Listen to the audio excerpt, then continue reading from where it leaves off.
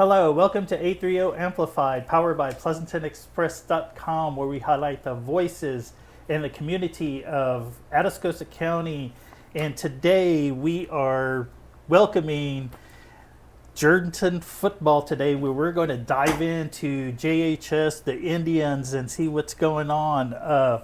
You may know this gentleman. He was at Flower Bluff prior to Jourdanton. He is an alum of Jourdanton High School, and he came back to Jourdanton in 2014 to lead the Indians football program, where he's been successful. We welcome Mr. Darrell Andrus, Thanks for having me. athletic director, head football coach. Yes, sir. Thanks for having me. How are you doing? And Doing I good. have my co-host here, Heaven Marquez, that's going to join us. Yes. So how are you doing, Heaven? Oh, I'm great. I'm so excited to talk with Coach Andrus today. Me too. Yeah. So, Coach, how's it going getting ready for the football season? It's been a busy summer. We just finished our leadership retreat yesterday. We had 2 days with our full leadership team in Jourdanton, and Dr. Kenner led us through that. And that's all, when you do those things, you're talking about 25, 26, so kind of we were blessed to play all the way almost to June, really, in softball, and it was kind of a quick turnaround heading in. Usually it feels like you have a little bit longer, but we've really started planning and getting things ready to go. Staffing, I was visiting with you off the camera about the intricacies of that, and I just feel like all in all we're going to have a little break here on the July 4th week, and then press forward going into just putting the pedal back down and getting after it and working hard. And I think the most important thing when you're dealing with a leadership retreat or bringing your coaches back is just the juggling of not always talking about last year.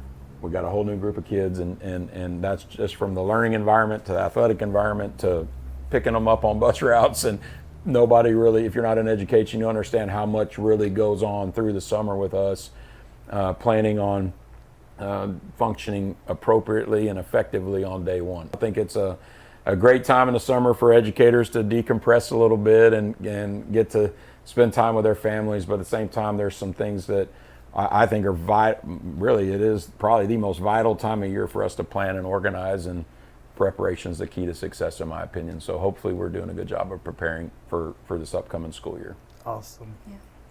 Alrighty, Coach. Well, we're going to go back. Let's talk about your coaching journey back to Jourdanton. So you began as a head coach at Corpus Christi Flower Buff, and you led them to an 86-27 record over the 9 seasons from 2005 to 2013, with 4 district titles and playoff consistency. So in 2014, you returned to your alma mater, Jourdanton, of course. What inspired that move, and how has coaching at your hometown felt compared to your previous stops? Well, I would say I don't know if I've ever really told anybody this one in great detail, but we weren't originally, my wife and I were not originally going to apply for the job. I wasn't going to do it. Jourdanton, Coach Johnson retired, and we had just come off a phenomenal season in Flower Bluff, and then had another really good one, and I had a great group of kids coming through, and I had a great staff. And I remember going home one evening and saying, hey, the Jourdanton job came open, and we've always kind of had our eye on it just because we were both from here. And my wife, we're not going to do that. And I said, all right, we won't do it. And so just kind of went business as usual the next day at work, and thought about it and just kind of on your mind, and came home, and my wife, I'll never forget, right? We had just bought a beautiful home in Flower Bluff, like it was kind of set family-wise, raising the boys, and it was there were a lot of positives, but she just looked at me and she said, Darrell, I can't quit thinking about going back to Jourdanton. And I said, well, me either. So long story short, a couple probably about 6 weeks later, it was all done. We interviewed and got the job, and haven't looked back from a business standpoint. Personally, I miss fishing because I was an avid saltwater fisherman, and obviously had tons of friends and lots of kids we coached and had impact. They had an impact on me, and I had an impact on them. That just saw 2 of them this past weekend at a football camp. One of them was 44 years old, and he was one of the first kids I coached. And just, I guess the word is you when you move. I haven't done it a lot in my career, only twice, but when you do, it's tough. You leave a lot of loved ones behind, and you leave a lot of history behind. You read off some things I hadn't thought about in a long time, but it was a very successful run there. both as an assistant and as a head coach. And then came here and we got thrown into district with Cuero, Sinton, Ingleside, and Yoakum, and it was a it was a punch. We played really well in non-district, and that was actually a classification up. We were playing 4A football at the time. It was, we were discussing it was 3A, but we were playing up a classification due to the oil field. We had a little bit of enrollment growth, but I think that really helped our staff and us. I always say it feels like I'm bragging, but we had 9 straight playoff appearances, had some really good runs at Flower Bluff, came here and missed the playoffs the first 2 years, and it hurt your pride a little bit. It hurt your ego. It was not the level of success we were accustomed to, and definitely not what we wanted in Jourdanton. So the guys that I brought with me, Lorenzo Gallegos, a guy that he didn't coach with me at Flower Bluff, but I'd known forever, we were really pressing to try to gain success and work on improving from a two years without attending the playoffs. And so personally, it was awesome coming back. Those first 2 years were difficult. I was really proud of our kids. They played really good in all sports and really good in football, just not good enough against some really high competition. And so it was tough, original transition. But failure, in my opinion, is the number one motivator in life. And I tell kids that all the time. It's going to define you. If you fail and you want to quit or not try harder, then that's your route.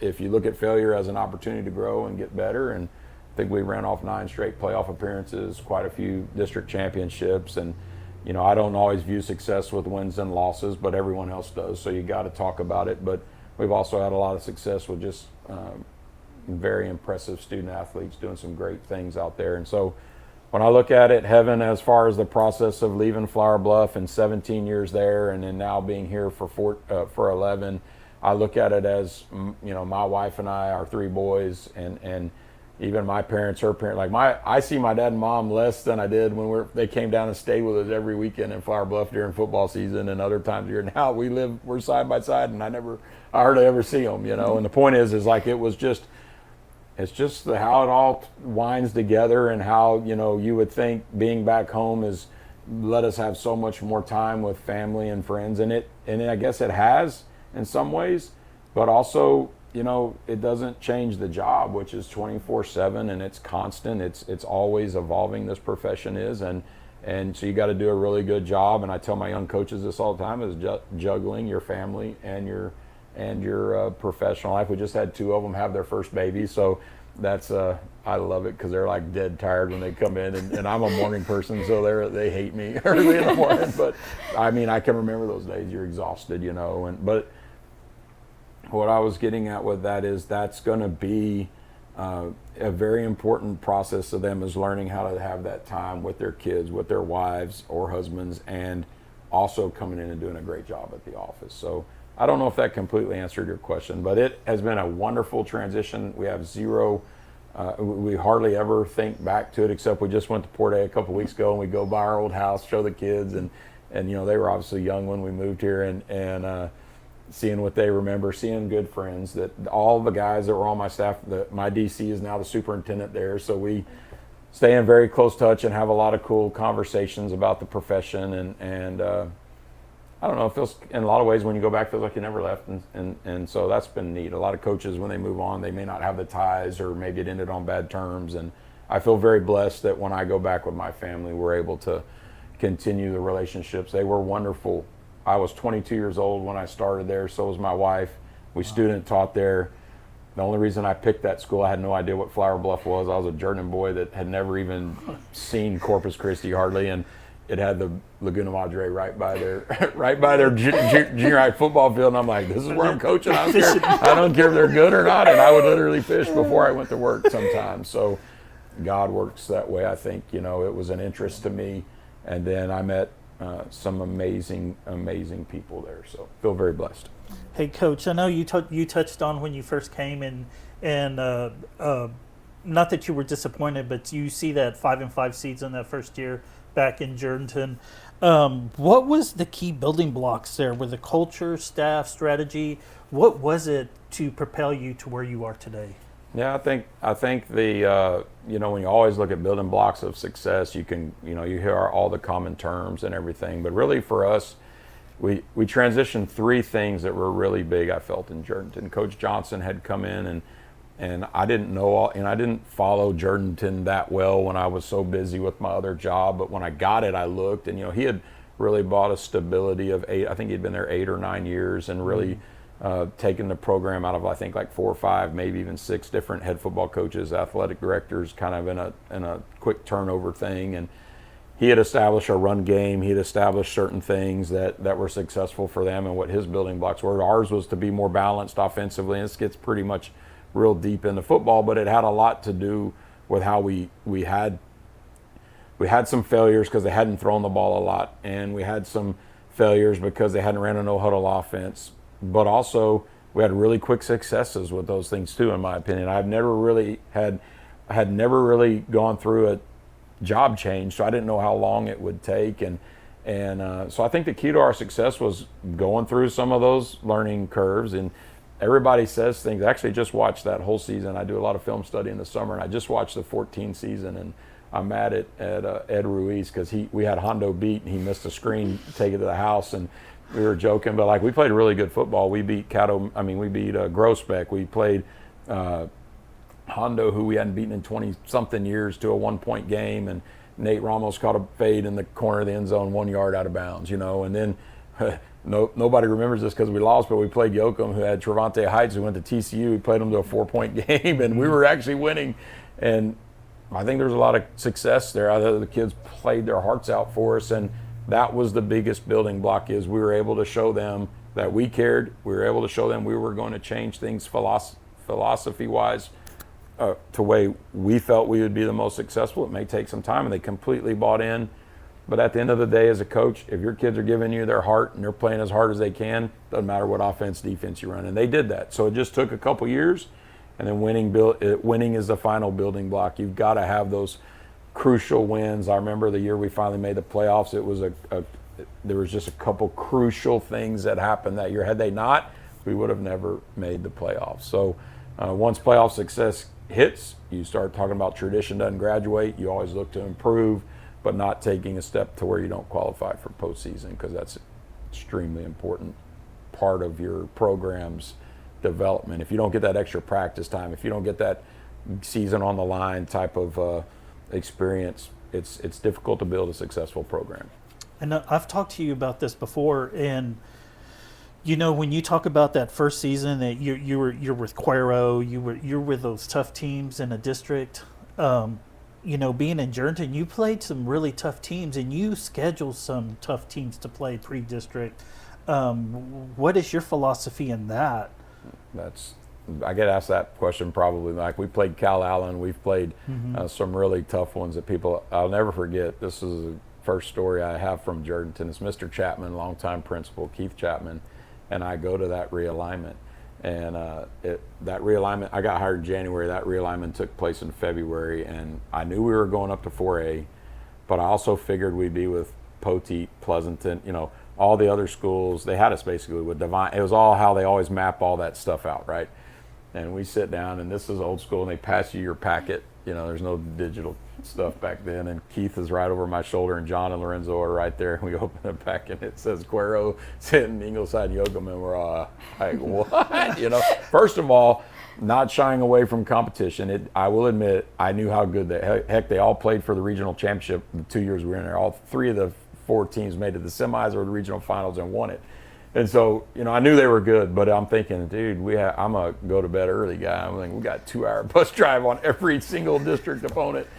So it was a shock, and then I ended up scheduling Central Catholic. I schedule, I can't remember who all, some really big schools, and I remember Keith thinking, they had been playing a lot smaller schools previously, and he's like, what are you doing? I said, if we want to raise the I feel like to be the best, you got to play the best. And when you get in non-district, you have a soft schedule. You're not going to find your weaknesses out. And so when we get on the football field this coming fall, for an example, we play 5 extremely good football programs going into district. We may be 0-5, but when we play game 6, we will know what we are good at and what we are not good at, and hopefully we will have improved. So I like to find out my team's weaknesses. I like them to get hit in the mouth and see how they're going to respond to failure. And I did it at Flower Bluff, and I'll do it here. And I learned it from my mentor in this profession, Phil Danaher, who was the head coach at Cal Allen, winningest coach in Texas high school football history. I was a young coach, and he just said, don't ever play soft schedules. Go about and get whoever can make you better in non-district, and it'll pay off. Your record at the beginning of the year does not matter. It's where, the oldest saying is not where you start, it's where you finish. And he's got me on that one because I beat him in 2005, first time. Long story, but first time, and he was all. And then he went state championship, and we lost the regional final. So it's not where that tough loss to Flower Bluff made them better, and they ended up playing Louisville Hebron for the state championship that year. So I those experiences as a 28-year-old head coach really set into my philosophy on scheduling a team that we may not win. I hope we do. I hope I'm not selling that short, but I want to know, okay, we're not able to run the ball outside. Okay, we have a horrible pass defense. Okay, we aren't able to do these specific things. Let's get on the practice field and prepare and get better at those. So when we play our 5 district games, we have improved tremendously at those. And I think if you do look back at our teams, even last year is a prime example, you look at our teams, we do improve on our weaknesses pretty good. One self-reflection there is we are looking at maybe we need to start improving on things we think we're good at. So we've taken a look at, we threw for 2,500 yards, but what did we leave off the table in the passing game? So sometimes you only focus on your weakness, and you could have improved things you're pretty good at, get really good at, see your win-loss change a little bit. So Nice. That's really nice. So speaking of win-losses, y'all ended 7-4 last season, and y'all went undefeated in district before unfortunately falling to Marion in the playoffs. Well, you've experienced a bunch of up and downs this past season, of course, and throughout your coaching career, but how would you summarize the biggest lessons and turning points from last season particularly? Yeah, I think the biggest lesson was the Marion game. That was a good old case of, I think, underestimating your opponent. I think we had our worst game in week 11. We had played some inconsistent football throughout, but we played some pretty good ball in district play heaven. And I think when you got on the field, and as a coach, I thought we were probably as prepared as we've ever been for a game. So it was a gut punch.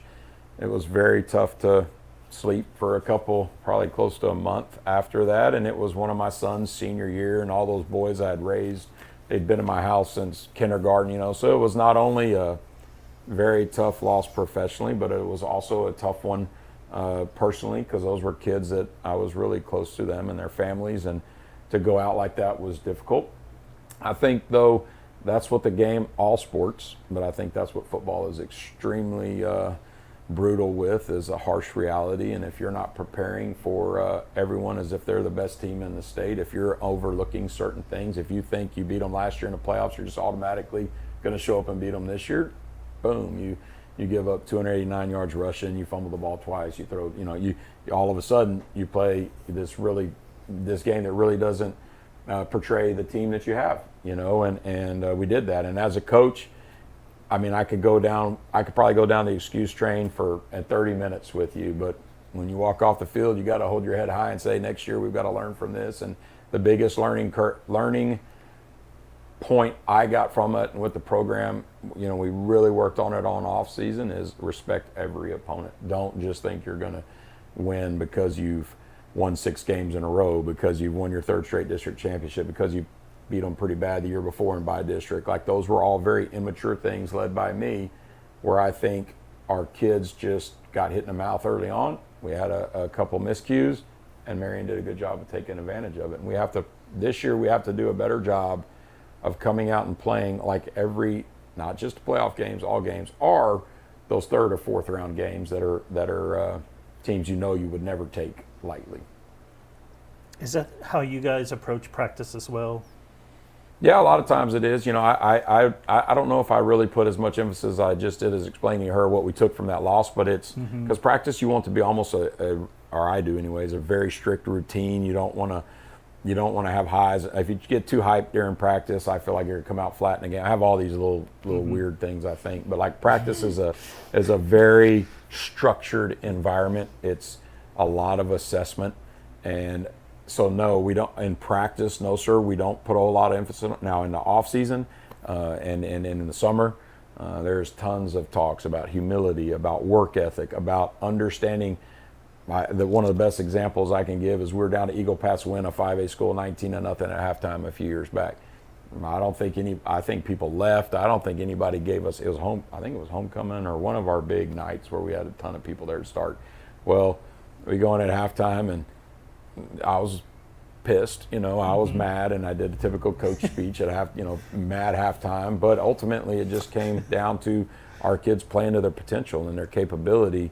And so my point there is like you can try to practice all that, but until you're down 19-0 at halftime and you go through that and you grow through that, you can't replicate that in practice. So when we replicate that as off season, because we can tear their bodies down more, we can put them in. We do a very tough boot camp. We just finished it a couple weeks back where we want them to fail. We want them to have to go through adversity. We want them to get mad at the teammate that's right next to them and be positive even when they're mad. And I think those core foundations are laid in your off-season program, and your expectations are laid in your off-season program. We have a new one in our program. I'm going to tell all the parents right now. I'm going to tell them at the parent meeting. Our new philosophy is just play. I think society has created a talk mess, talk trash, showboat, and I let it go. I self-reflected and looked at what I've allowed to go on. I feel like I've ran a pretty tight ship, but I've relaxed a little bit in my older age, and I want my kids to just shut up and play. Just keep your mouth shut and play football, and we don't have to say specific things to the other teams. And man, Daniel, that's become a big thing in sports. Like you just watch bat flips in baseball. It's all this showboating stuff, which sells tickets. Okay, people say this stuff. Old school coach right here. I feel like those type of things have limited our players' success, and we're going to be really, really tough on our kids. And we've put that as our motto: just play, and be positive with your teammates, and understand that you may think saying something mean to another player or you know what word I'm thinking of, but just talking trash. It has zero effect on the game, zero, except maybe taking you off of your game and remembering your responsibility and being able to play. You're worried more about an individual on their team than your execution to make all 11 of us beat all 11 of them. So, I think when you talk about practice, we do trash talk each other in practice. That will be eliminated. It's hard because you can say the youth of America, I use that term all the time, but the youth of America, that's what they know. And that's how they've been taught on social media, and that's how they've watched all the highlight films. And so I have to find a way, and the staff and I have talked a lot about it, we have to find a way to allow them to be young and have fun and do their thing. But I think the biggest thing is I don't want to see our program take a step back because we're more worried about showboating or doing things that have zero impact on the outcome of the game. And that was our biggest off-season focal point, and we'll see if it translates on the field. I hope it does, because we've put a lot of time into it. Well, when you're talking about that, and that's my next question, it's like, what important pieces does Jourdanton return, plus your seniors stepping into leadership roles, and how do you approach developing those the returners, and how they will mentor the underclassmen that are moving up into the varsity roles? Yeah, I think that's something, if you came out and watched how we do things, or if you were on our staff, you would say we do a really good job of. I have a philosophy of coaching from the bottom up. A lot of programs coach from the top down. Bottom up meaning our worst football player needs to be coached just as hard or harder than our best. And I feel like when you look at the numbers in our program, when you look at the depth we're able to have at the 3A level, when you look at the kid that may not have been a starter had we played guys both ways, and he ends up being an all-district player by his senior year, and I got tons of examples of this, I think you see what our program really is about, and I've been doing it for the last 7 weeks, which is, and I can pull it out on my phone and showing you how I'm evaluating these kids constantly. I have this freshman over here, and I have this senior over here. He may be that senior's backup this year. How can that senior help this freshman be ready to go by his sophomore year? And I've been blessed. I've been in this community 11 years. I was raised in it. I know all these people. So I've been coaching this kid since he was a kindergartner. And I'm not saying I'm perfect at it, but I know their strengths and weaknesses, and I think we do a good job of filling them in to roles where they can be successful. We have some really good ball players coming back next year that contributed at an extremely high level. We were banged up a little bit last year, so it forced some younger kids to play, which hurts you in the season possibly, but coming back for the next, it helps you. You see a progression of playing time. You cannot put enough value on getting varsity football playing experience, and I see a good core of that coming back. I see the chance to have a pretty solid linebacking core. I see a chance for us, which I think will be a strength. I see a chance for us to have several really good skill kids coming back. Colton Ponton, our quarterback, moved on to Caddo Mills. Him and his dad coaching me, they moved on. So the quarterback position will be one that we really have to kind of push reverse on, because Colton had been that group's quarterback and he was just a sophomore. So that's going to be a big, the biggest off-season, has been the biggest off-season challenge in getting our team prepared to be successful. And you had a kid that had started 11 games, had played 12 games as a freshman on varsity, so he was at 23 games, and he still had 2 years to go that moves on. So you've got to replace that, which is, from my perspective, it's part of what I do. Had he been a senior, I'd have been in the same boat. But the quarterback position will be one that is going to be front and center, and I think definitely I feel that Kai Schorsch, our running back who comes back from last year, rushed for close to 1,000, him and his ability to just run tenaciously and be able to take a little bit of pressure off of us developing a quarterback is just, here, Kai, take the ball and run over people and do your thing. And he's going to be a huge component coming back. Cash Conway was a wide receiver of the year in our district last year, and that was because Rustin and Josiah got co-offensive MVP. So Cash was basically our third best receiver coming back, in my opinion, statistically, and he's going to be one that's going to be a focal point of we're going to have to get him the ball in space. We're going to have to give him a chance to be successful in a lot of ways. Reed Powell's had he had a tough role behind those two guys last year, but got some good minutes. He's had a great summer in 7-on-7, so Reed will be a big part of what we do offensively. My son Shane Andrus had 40 receptions last year, carried the ball well. He'll get a big role in the slot, and possibly him and Cash might work in some at tight end. O-line wise, we got our center coming back in Jackson Powell, who's just a stud. He's going to be a big part of what we do the next 2 years up front, anchoring the O-line. Landon Chavez coming back. Josiah Zuna coming back. I think you can see some of the strength there up front.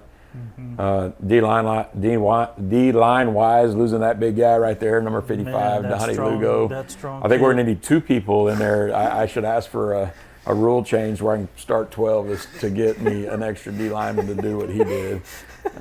That's a big hole. But we've had some kids really step up. We moved one offensive lineman over there, Alec Hillman, who started for me 2 years on the O-line. He's a big, strong kid that I feel like can play the 3 technique well for us. Coach Gallegos does a great job of mapping that out. And, I think Kincaid Valenzuela is going to be a defensive end for us. We've had a few move-ins throughout the school year that I think can find some playing time for us. I don't know for sure on that until I see them put on the pads. I don't get too confident until I see them put on the pads, and we'll scrimmage Flower Bluff and we'll scrimmage Uvalde, so we'll have a really good idea of what some of those kids can do right away.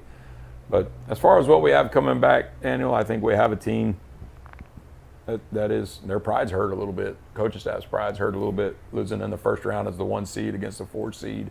And like I expressed earlier, I can't remember who asked, but we failed. We had failure, and I think I have a group of people who don't like to fail, and they're going to work really hard to fix that. And I couldn't be more proud of. I mean, the first week of summer we ran our champ camp, and we had unbelievable participation. All my staff was there, and our kids, when everyone else possibly could have been on vacation or this, that, and the other, we were out there doing the things we talked about, just playing, working on some of the fundamental things we need to work on, and we'll kick that back up on July 14th, where we start our strength and conditioning and skills. And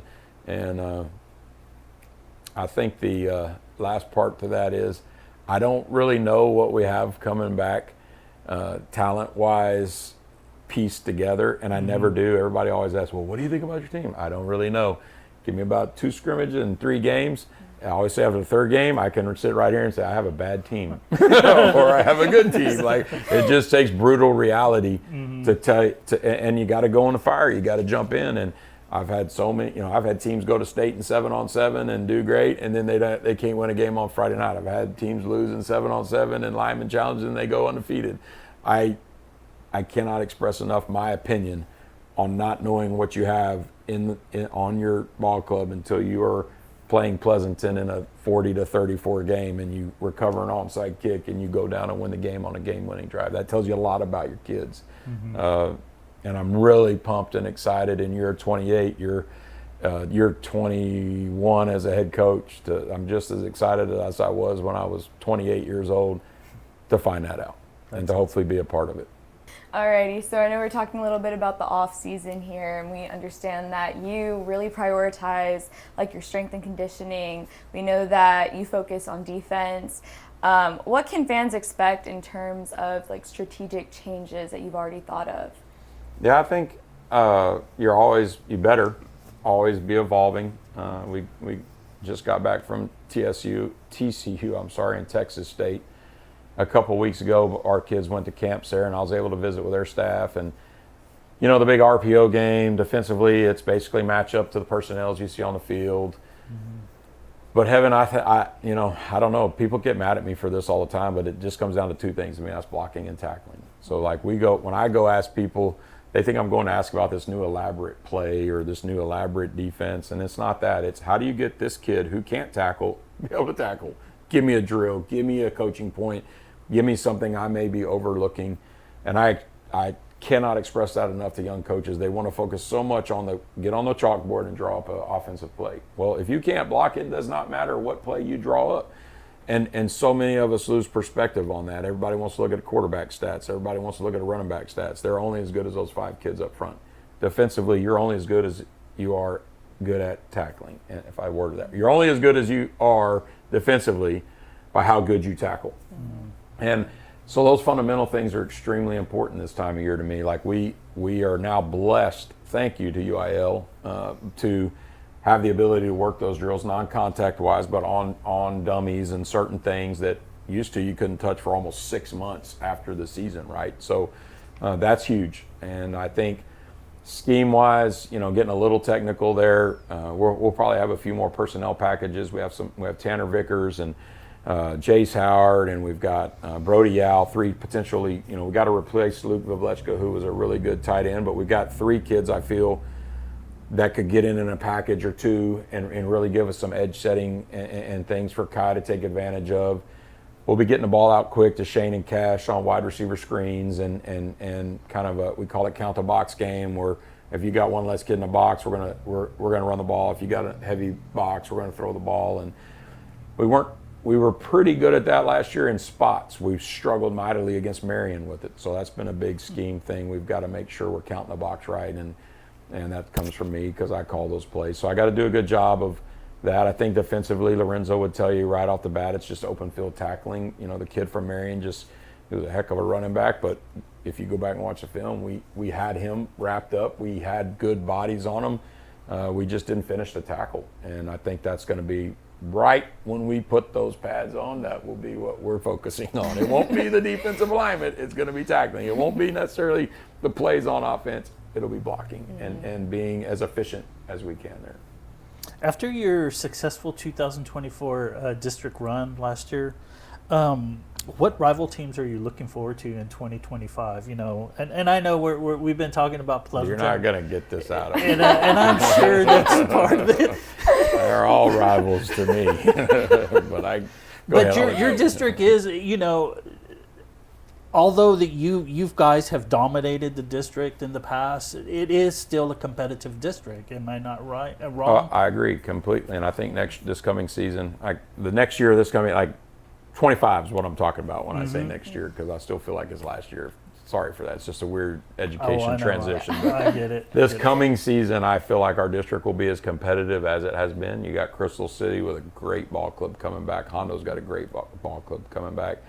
I definitely think you saw Lytle do some really good things that were coming on. Cole is graduating some key offensive players. They're going to struggle, I think, replacing those kids right off the bat, but they have talent all across the board. So I think that will, anytime you're replacing your leading rusher and your leading quarterback, which Cole Cougars are, that's a challenge. But early on, but he'll have kids, athletes that can plug in and really get going there. I think Poteet's definitely going to improve over that. They're just on this trend going upward. Coach is doing a great job. So, and then when you're on the top, what's everybody want? What you have. So you're going to get their best every time. And I tell the kids that, and I don't want it any other way. I think the district is one that's set up to where you could see a lot of parity this coming year. And then I say it all the time. We're talking about 3A football. So if I have you get injured and you get injured, I might have just lost 4 starters if y'all are starting for me both ways, And so you saw that last year, Hondo, Mason Barr's ankle, and you see them. They were 4-0, I think 3-0, and then they have an injury or two, but then they come back when they get help. You just see teams play as good as they are health wise, and. When you talk about strength and conditioning nowadays, gosh, has that changed?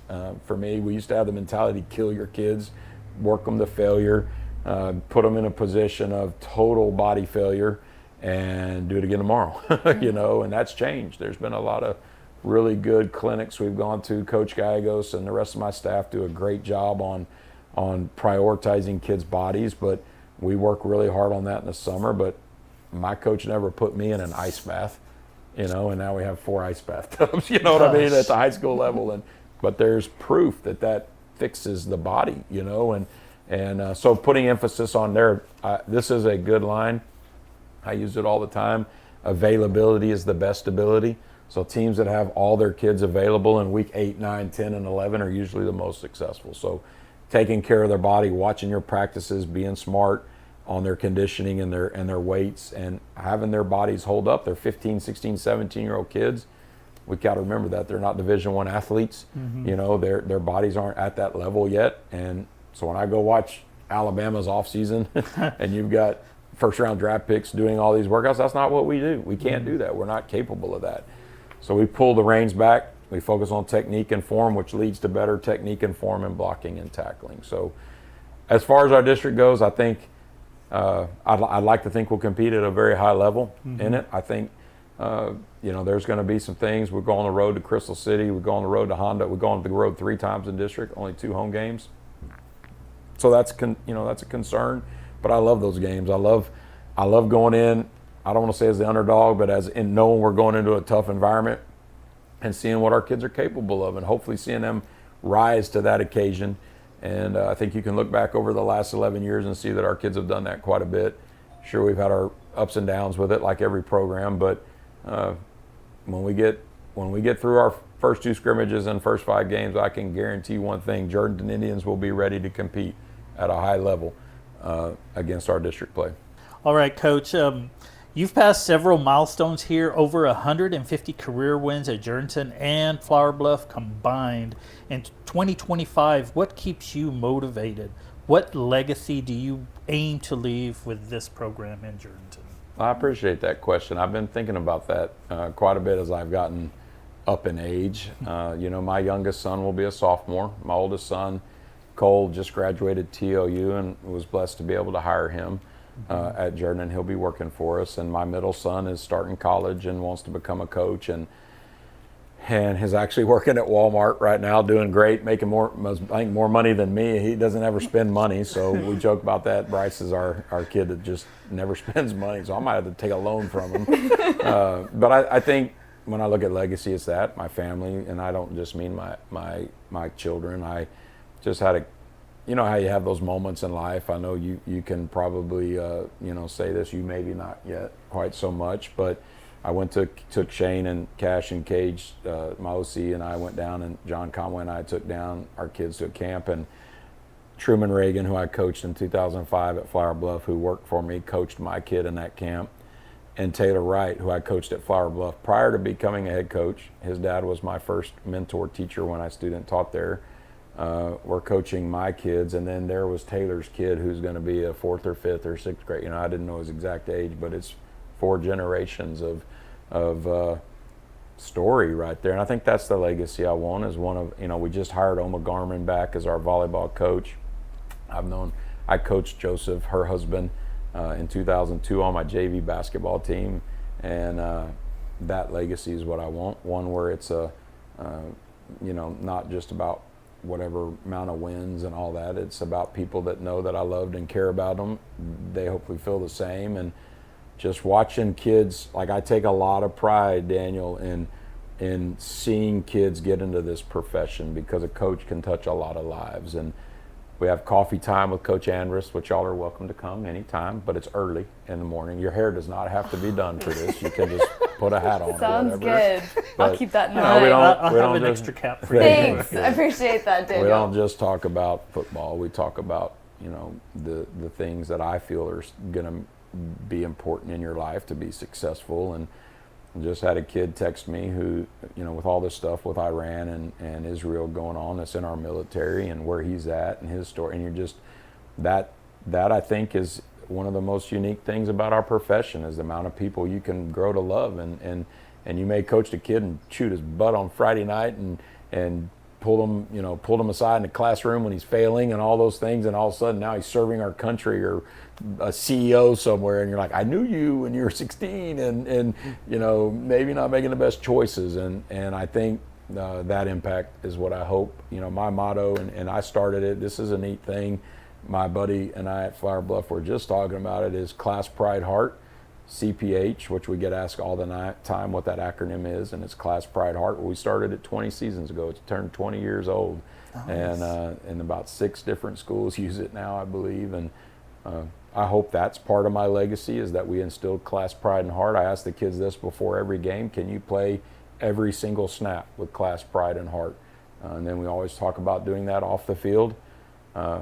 Yes, I want to win, but I could retire with 199 wins and I don't care. That's not going to be, the 200th win or 250, that's not important to me. Just had a few kids up the office the other day drinking coffee, and they're in college and doing things, and just getting to hear them and talk about it and go through things and talk about what they want to be when they grow up, and maybe haven't had a small part in that is something I take a whole lot of pride in, and I hope that is my legacy, that kids will tell you about me someday, maybe long after I'm gone, is that, man, he always, not only did he coach us hard, but he also cared about us. And I hope I'm teaching that into all the young coaches on my staff, that they can carry that forward as we progress out of my career, and look forward to my wife and I being able to go maybe watch our kids coach, and maybe being able to sit in the stands and go, hey, throw the ball, Be this as with coach's dad, like, have we ever done anything right, And I can answer that, and the answer is yes, we have. And it's not always about winning and losing. And if a coach has that's their only guide for success, you're not going to make it very long in this career, because you can get humbled real quick. Your successes come from raising quality young men and young women, and I think the coaching profession is one that can help map out people with their parents' love and support. And that's another thing, is including our parents. And we're blessed to have great community support and rapport. And of course, you always have people getting upset, 99% of the time about playing time. But when you can sit down and have a conversation and let them know it's not personal, it's not about me not liking your kid. That's what you always hear, is if I didn't like him, why did I just talk to him for an hour about playing time? You know what I mean? Like, it's a process of teaching people that you care more than just about wins and losses. And I think that's why we've had a lot of success, is we do care. And I think it's a part of your legacy that you can leave behind. And when I do hang it up, I think the biggest thing, yes, you'll miss a lot of things about coaching, but that'll be the hardest thing for me, is relationships and being able to see it on the daily, And I guess in closing, looking at my legacy, looking at my career, I would love to sit down on a podcast when I'm even older, maybe coming in with a cane or something, and y'all be able to say, man, Coach, we have talked to people that are coaching now in Jourdanton or Flower Bluff or wherever, and they do talk about class pride, heart. They do talk about on and off the field actions, and man, wanting to be thankful for all of our blessings. We talk about being blessed and giving thanks all the time. I don't shy away from the truth. I'm hard on our kids, but I also pray with them, and I also talk to them all the time about the goods in this world, because we are very blessed people.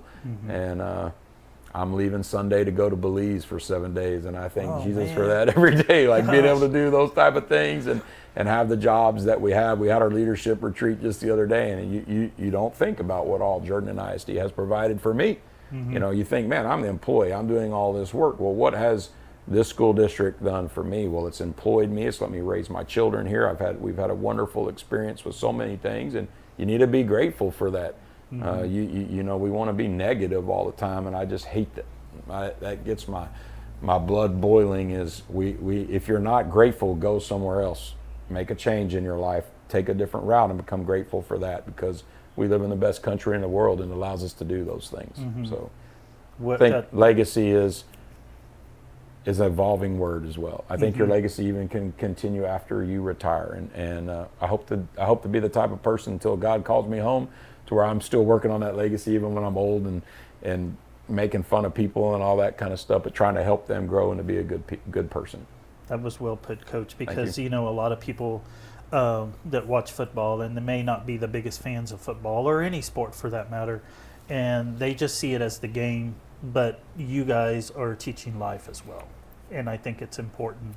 Amen. And your jobs are important, and I think that a lot of public schools across the nation and in Texas, where Texas football is so big, you know, you guys are teaching life lessons, and I appreciate you guys for doing that. I appreciate you saying that, and it's not just football. I've coached 8th grade girls basketball last year, and trust me, there's lots of life lessons to teach at all sports and all genders, and that's what's needed, in my opinion, in society, is people that are willing to not just see, you know, you hear it all the time, oh, football's this in Texas. And, well, have you ever gone to an 8th grade girls basketball game? Because I guarantee you in that game, they don't care about football at all. You know, like they're yelling at refs and doing all these things. And the girls, my point there is, kids are they're really all the same. They want to be coached hard, they want to be loved hard, and most importantly, they want to win.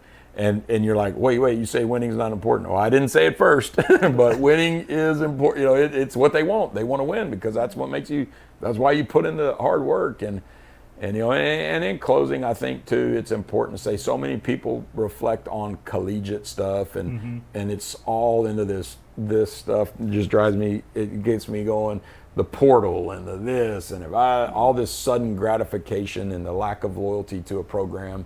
Like Arch Manning, one that stands out to me, is like what he's doing. Yeah, okay, he's getting paid, he's doing these sort of things, but there is something to be said for patience and loyalty. I was just at the pharmacy on my way over here trying to get a prescription, and I can't do computers and all this. Like, I don't have patience. I walked out the door, so you know what? I don't have my medicine. So like, you've got to learn to be patient to get the things you want, and to be loyal. I think, Daniel, I think that's something that's actually we're losing a lot of that in sports, and you know, sitting behind somebody for a year, being a person who can learn and grow, and they're talking about giving kids a free transfer in high school now, for crying out loud. And this is all I want to say to every parent out there is, slow down and take a deep breath, because only 7% of people play at the next level.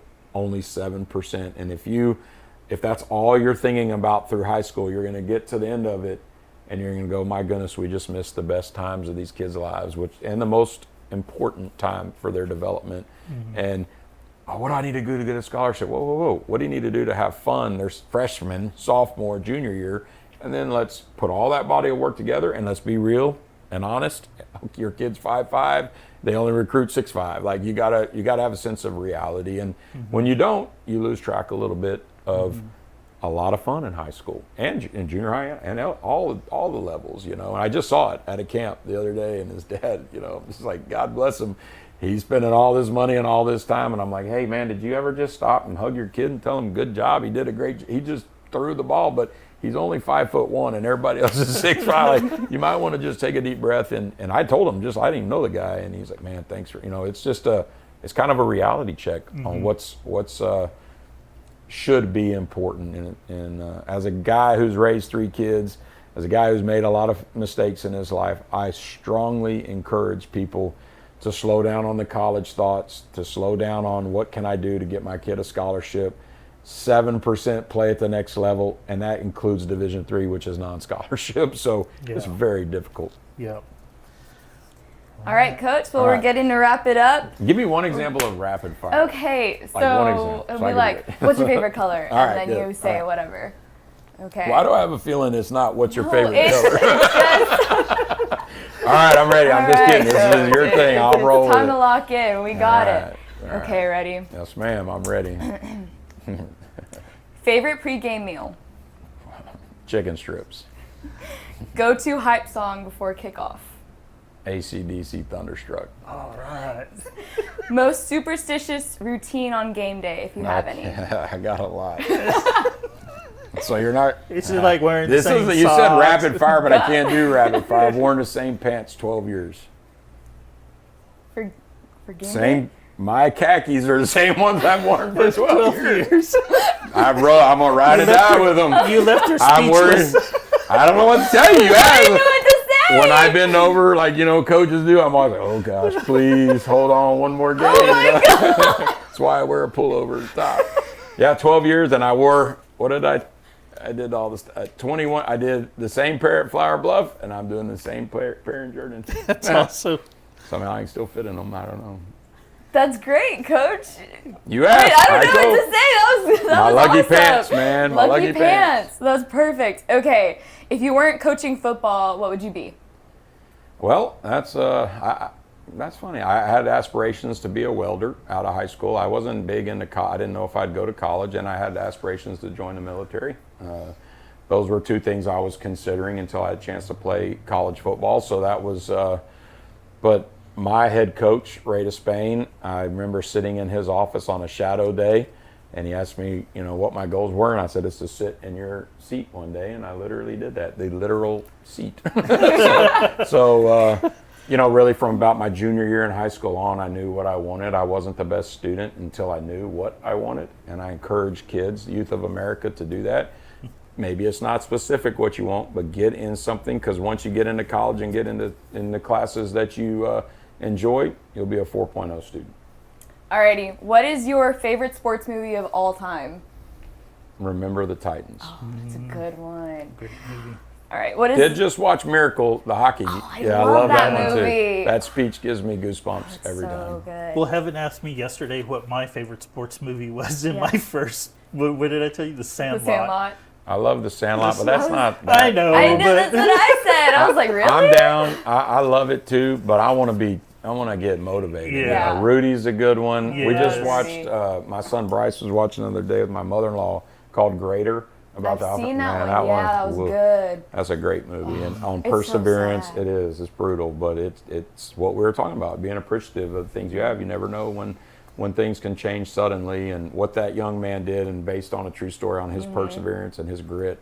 That one might be getting. But just Denzel Washington on the whole, just that whole movie, I can relate to so much, and just all the other things it touched with our society at that time. And I do believe this, Heaven, and I think this is something should have been said earlier. I wish America could be more like a locker room where all walks of life are treated equal, and all walks of life are given an opportunity. And I guarantee you that if our politicians would go sit in any locker room, doesn't have to be football, you would see people pulling the rope the same direction instead of always trying, if they want to be successful, pulling the rope the same direction and not fighting with each other all the time. So I think we can learn a lot from sport movies for life, and Remember the Titans, I think, is the best. I really do. Oh, yeah. Okay, so what is the funniest moment you've ever had on the sideline? Funniest moment? Moment. Man, I've had a lot of funny moments. I don't know, on the sideline, was my pants split one time. I will tell y'all this one. This is kind of graphic. That's okay. I don't know. We might have to delete this one. That's all, yeah. But I got to tell y'all. So it was Flower Bluff. It was 2008. I had a quarterback named Clay Collier. and we were playing Robstown, and I got a stomach virus. Oh, no. And I'm not talking a little one. And I don't get sick. I really have been blessed. I have not missed work. I never missed a day of school growing up. I did not get sick. I just hadn't. And I had the stomach virus. And I stood on the 50-yard line. And like, if I moved, bad things were going to happen. And I stood right there, and I looked at Clay, and I said, buddy, and his dad and I are still dear friends, and they'll love this story. I said, Clay, I'm not moving. You're gonna have to cut. And back then we weren't no huddle, so our quarterback had to run to me every play to get it, after every play to get it. We scored the first 5 plays of the game. First 5 plays, we touched the ball. We scored a touchdown. We won the game. Halftime, I went in, came back out, and I didn't move from my spot the whole game. So I think that's probably the funniest internal one. And I have told that story a lot because God was on my side that day because we didn't have to run up and down the field. And Lord knows it could have been a bad night if that had happened. I might not have worn the same pants for 12. Yeah, please. And I did have my pants split one time, and I got my wife sewed them back up for me in the crotch. So yeah, a couple things like that. I respect the consistency. Yes. You have to. That's great. That's your lucky me. pants. That's what They I get you am. your win. I don't like change. I married my high school sweetheart. I'm working in my There you go. hometown. Like, I'm just not a big change guy. And if it's working, why mess it Alrighty. up? Good question there, though. What is one word that your players would describe you as? I think the word would be present. I'm always there. Always present. Oh, that's I sit in the same chair in the locker. I sit in the locker room, same spot every morning at 6 a.m. with coffee, and till the end of every practice. And I like to lead from the front, and I'm present. I'm always there. And if I'm not there, they know they can text me or call me, and I'll be there as fast as I can. So I hope that would be the word. Sure they would probably use others, but I think I'm present. I think I'm a very few head coaches sit in a locker room with 50 boys every single day and go through that. It's just something else. But they teach you so much, and I feel like if you're going to do it, you need to be all in, and you need to be the first one there and the last one to leave, and you need to be able to sit and do some of the dirty work, the laundry, the this, the that. And I have student aides every year that I think really get to learn that process and understand the importance of being present. And I hope my younger coaches have learned that as well, that if you're present and you're showing that you care, kids will run through a wall for you. And so I know you said you were going to Belize here pretty soon. What is your dream vacation spot once football season wraps up? Only one? You can only pick one. Well, my go-to spot is Las Vegas. I'm a big gambler. You ever watch me coach? I'm on side and I'm going for it on 4th down. Everybody's throwing stuff at me and telling me how stupid I am. And I'm a gambler and a rambler. I love to go to Vegas. My wife and I go 2 or 3 times a year. We go with my same group of friends, our principal, my offensive coordinator, and it is a place. It's not like a crazy amount of money, but for me, it's fun, and we've had some great times there, winning and losing. But most importantly, I think it's just great social atmosphere. We love to go out and eat and go to the shows, but my wife is a vacation planner. She got us to Costa Rica last year, which I was never one that was going to go out of the country. And then she's got us going to Belize this summer. And when I went to Costa Rica, that's why I'm having to think a little bit. Costa Rica, right after season, that's the peak fishing season is in December and January. We went in the rainy season. So I'm going with Vegas because that's my go-to. I'm comfortable, but I'm starting to become quite the, I guess we'd call it world traveler, Yeah. going down to Belize. And my cousin worked down there in the I guess in his 20s and 30s. He's the same age as me in the Peace Corps, and we've always wanted to go, and so we're doing it. Well, hey, you never shared with me what that Lexington athletic director was telling you about those Vegas. Yeah, he gave me a quick lesson. You 2 hours. tell me. It was on craps, and that guy's won some money. I don't know if you noticed how I was like, okay, keep going, man. Give me some tips here. And You looked so invested. I was was, like, what are they man. talking about? Well, I over thought I was there? being cool, typical AD sizing each other up, and And we were laughing and getting around. So he's like, well, what's the most you've ever won? And I'm like, well, what's the most you've ever won? You know, we're in Vegas, and I have had one pretty good win, like a pretty nice chunk. And so I spit it out first. I told him what I'd won, and then he told me, and I'm like, well, there you go. That's why I didn't want to say it first. You know, I had never met him before, and that was a neat day. And I think that's another quick example of what this profession is about. Is you go meet coaches like that all the time. You've never met them, and we both had kids. We both loved it, fishing, hunting. You know, just a lot of similarities in this profession, and guys and girls that just love kids and love telling cool stories. We like to tell stories, you know, and that it was a great story. Can't say it on the air. Yeah. So, hey, or whatever you call off it. camera, off the record, you gotta let me pretty know. Legit, man. He was quite in fact, he would be a good guy to get on this show if you really want. It's our In my next opinion. Well, Coach, thank you so much for visiting with us and your insight. I really appreciate it. You know, we're really excited about the upcoming Jourdanton football season, and we're ready to cheer the Big Red this season. Well, I appreciate that, and I think it's important to see the youth of America come home and cover our group of kids here. You know, it's a unique area, being south of San Antonio, tucked above, you know, the coastal bend, and recognition is difficult. I want to plug the South Texas Coaches Association, something that I've been a part of since it started, and it's given $20,000 in scholarships the last several years. And I think the way y'all are doing things, and really, you know, it's all about the kids, the community, and giving back. And I think this is cool. I don't even really know what a podcast is, but I'm learning. My kids are teaching me Joe Rogan and all these. Maybe y'all be as big as Joe Rogan. I don't know if we'll someday, be as opinionated as that. Yeah. You never know. Once football starts, you might. You never know. Well, But that's cool, and thank y'all both for starting this up, everybody, and having me. And let me know if for some reason you ever want me to come back. I'd be happy to. We'd be happy to have you back, of course. You know, and like I said, during the season, we'll have more conversations about that, and Yes, sir. and share your successes more as we move forward. But I appreciate Hopeful it, Coach. success. We'll see. Thank you for joining A30 Amplified, powered by PleasantonExpress.com. We would appreciate you registering on PleasantonExpress.com. It's free, it's fast, it's simple. Thank you for supporting community journalism. Until then, we'll see you next time. Heaven. Coach Andrus. And I'm Daniel.